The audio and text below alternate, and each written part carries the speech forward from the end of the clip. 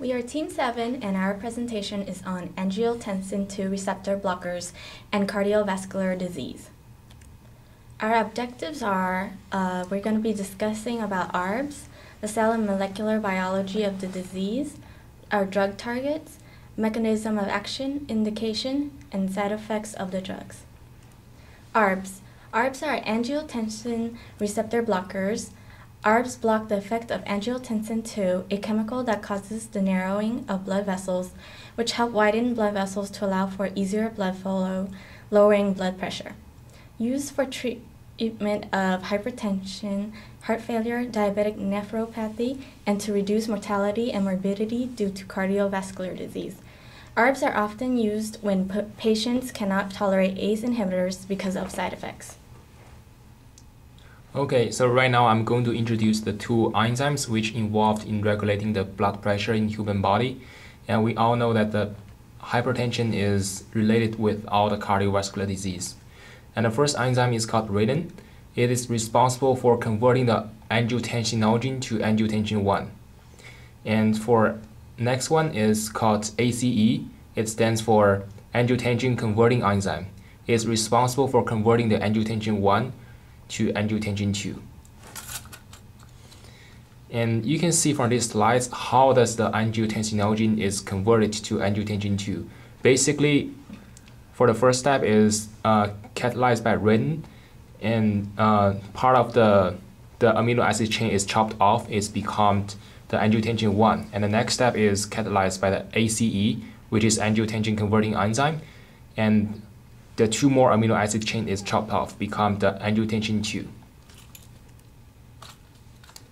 So basically the angiotensin 2 is the enzyme we want to target on for the medication. And the angiotensin 2, the function of the angiotensin 2 is to increase the sympathetic activities, increase aldosterone secretion, which increase reabsorption of the sodium and the water. Also, it causes the vasoconstriction, and it causes the ADH secretion, which is causing the water reabsorption. And you can see from this diagram, we started from the left. You can see the angiotensinogen is converted to angiotensin 1 by the renin. And for the angiotensin 1 to angiotensin 2 is catalyzed by the ACE. And we want to focus on the right part. From the diagram, you can see like angiotensin 2 is increasing the sympathetic activities, and it increased the aldosterone secretion, which is increased the sodium reabsorption. And down to the bottom, you can see it increased the ADH secretion and increased the vasoconstriction. And all the results will cause the hypertension. And for the angiotensin II receptors, the angiotensin II receptor is a type 1, specifically has high affinity for angiotensin II receptor blockers. It couples with the G protein and the IP3 signal transduction pathway. The angiotensin II receptor blockers are drugs indicated for hypertension, diabetic nephropathy, and congestive heart failure. Angiotensin II antagonist. It works as a competitive inhibitor.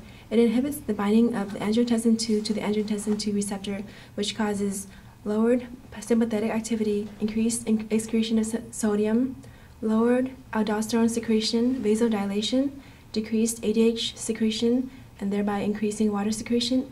All of these factors will result in the lowering of the blood pressure.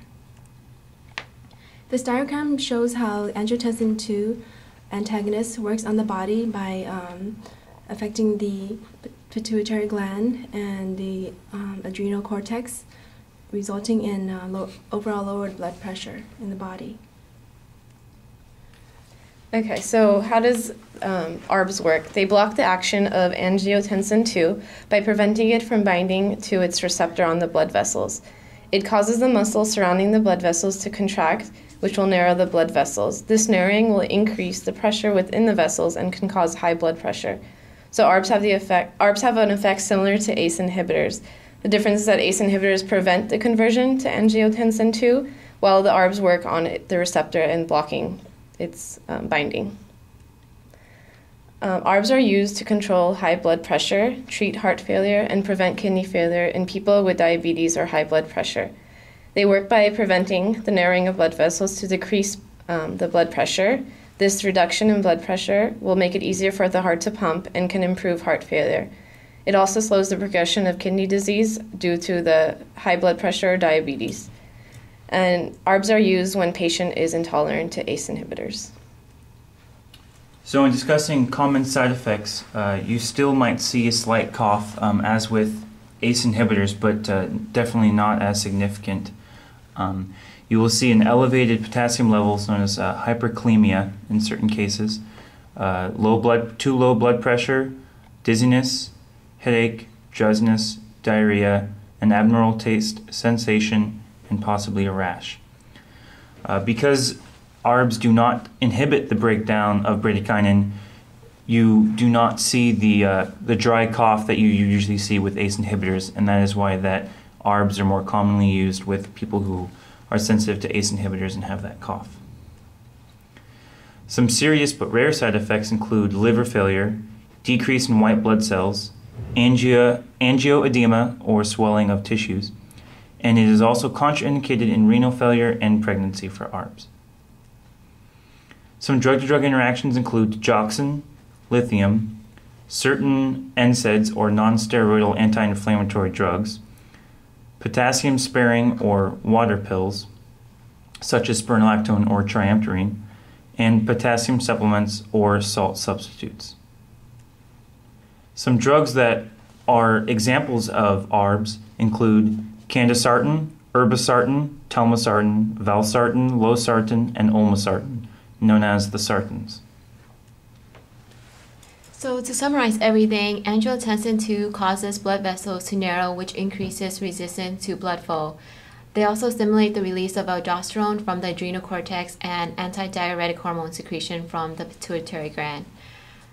ARBs are receptor antagonists that block type 1 angiotensin II receptors on blood vessels. They're indicated for hypertension, myocardial infarction, congestive heart failure. They're also used for the treatment of hypertension where the patient is intolerant of ACE inhibitor therapies. The class of drug is well tolerated with minimal side effects, which includes dry cough, angioedema that are associated with ACE inhibitors are not a problem. And here are our references.